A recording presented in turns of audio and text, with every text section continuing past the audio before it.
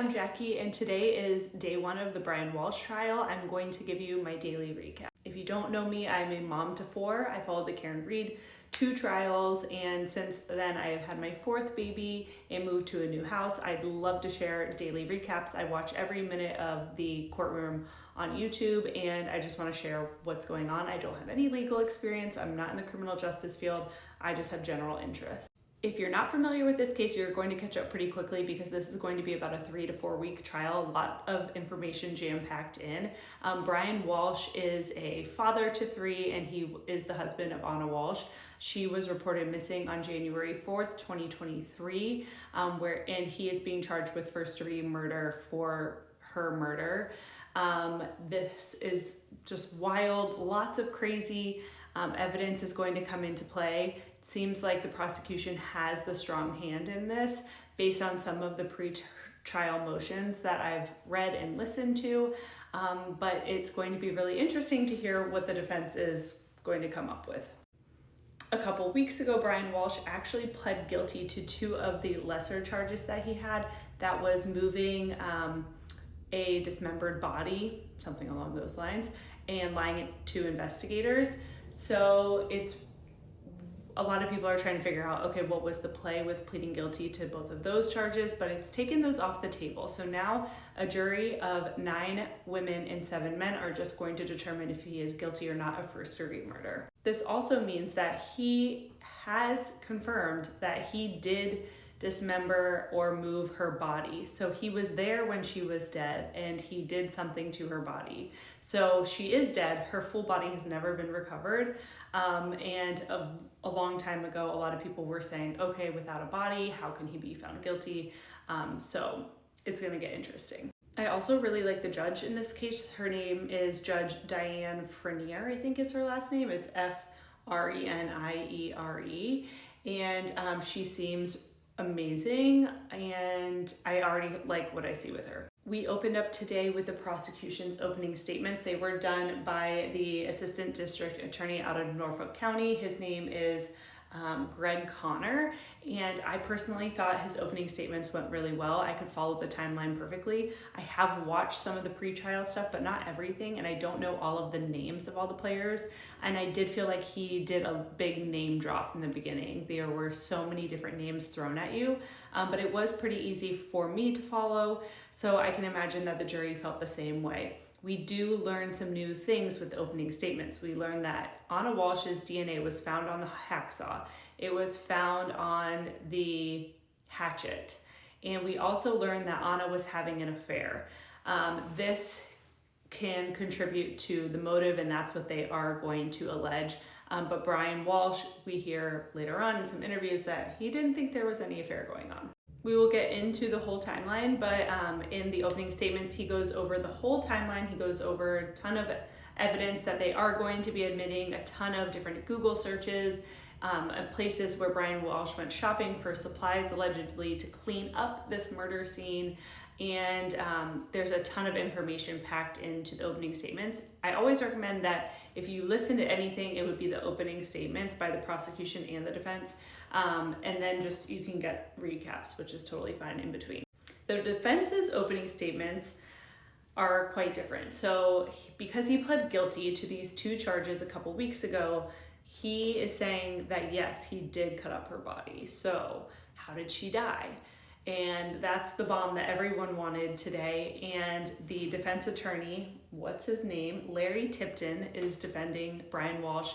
He says that the reason for her death was called sudden unexplained death, and we are going to hear from experts that explain that's how she died. So Brian Walshe went up to bed that evening after the friend had left. It was the early morning hours of January 1st, and he was saying goodnight to Anna, and he was trying to wake her, and she wouldn't wake. He actually tried to nudge her, pushed her off the bed, is the detail that he said, and she was dead. Something that we didn't see at all in the Karen Reed trial because she was out on bond is handcuffs. So Brian Walshe will be cuffed when he comes in and out of the courtroom by his hands and his feet. He was seen holding onto rosary beads today in the courtroom too, people have said. I couldn't really tell exactly, but he is able to do this to participate in his defense. The first witness for the prosecution is Cohasset Police Sergeant. His name is Harrison Schmidt. He was the first officer on the scene, and he conducts an interview with Brian Walshe, and we actually hear the entirety of this first interview. What's really sad about this too is that in the background of the interview, you hear Brian Walshe and Anna Walshe's 3 boys playing in the background, joking, being boys, and it's just so heart-wrenching. So this interview takes place on January 4th in the Walshe residence. At this point, Brian Walshe is saying she's missing, she's gone to DC. But now, because he's pled guilty to these 2 other charges, we know that at this point he has already dismembered her body. The beginning parts of this interview are about the phone records and their phone communications, and we will hear from Verizon with all of that eventually. They talk about the weekend prior. She went to Pilates, she liked to do bar. We hear that she went and got her nails done, and then they're getting together with a friend on December 31st. She signed a bottle of wine that said 2023 will be the best year yet. In the interview with the sergeant and Brian Walshe, he says that Thomas, their oldest son, saw Anna leave and said goodbye and gave her a kiss on January 1st. Something I noticed is that the sergeant keeps saying that makes sense after a lot of the things that Brian Walshe is saying, and this kind of validates or gives Brian Walshe some validation, I think, in some of his answers. I think he thinks that his story is being validated, even though we all know at this point that it's lies. So he kind of continues and builds on some of those lies. And the man loves to talk. He is asked what Anna was wearing. He says the black coat is missing, her hunter boots, and then her bag. She always wore an Hermes watch, and she either had a Prada or a Louis Vuitton bag. And then we get into some pictures of the house because the officer does a walkthrough of the house entirely inside and outside after the interview. So we have some stairs here, lots of pictures I'm going to show you. This is a bedroom that you can only access from one set of stairs around the living room, and it's above the garage area, I believe. The closet that's in there. This is when you walk in the front door, the side, living room side of the house. Some more pictures of the house. It seems like an older, nice home. They were renting this home. One of the guest bathrooms. This is the master bedroom, I want to say. Okay, so I took a screenshot of this because I thought it was weird. I'll show you the picture of the hole in the ceiling, but they said that in this drawer, in this nightstand, there was some drywall, which that's bizarre. Here's the rest of the room. And this is the hole in the ceiling. Above this is their unfinished attic space. Brian Walshe's reasoning for this was that he had fallen through the ceiling and he wasn't able to repair it yet. But I'm just wondering why the prosecution is honing in on this. More pictures of the interior of the home, another bathroom, and there's a full kind of unfinished basement space as well. More pictures of the basement.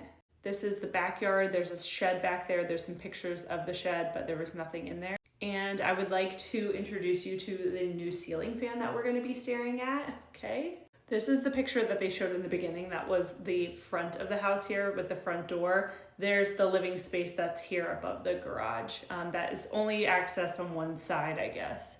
Pictures of the kitchen. This is the kitchen island. This is kind of where the interview took place too. We do see a picture of the car. He says that he did find a plastic sheet that was folded up in the back of the car. At this time, the children were 2, 4, and 6. There is a second interview conducted on January 5th, and we get some of the players back from the Karen Reed case. We have Officer DeCecco and Sergeant Buchanan. This interview is also recorded, which we never had in the Karen Reed case either, and you can hear his mother, she's going to become a big player in this as well. She is being interviewed in the background, and you can hear them talking too. In the second interview, we get more into if Anna was seeing someone, why she traveled so much for work, where do you think she is? He says he doesn't know. They go over in detail all the bank accounts that they have and what kind of credit card. She had a JetBlue card, always flew on JetBlue. He says that they didn't fight, they had minimal stress, it was just the kids. He had some legal troubles, and then her being gone for the job, of course. He also learns that the contents of his phone are going to be downloaded. They're requesting that. He says that's a lot of personal information, but he does let them download his phone. The last thing to highlight was that he was questioned how he would feel if she was having an affair. He said he would be upset, but he couldn't imagine that. She was traveling so much, they communicated all the time. So that's what we have for day 1.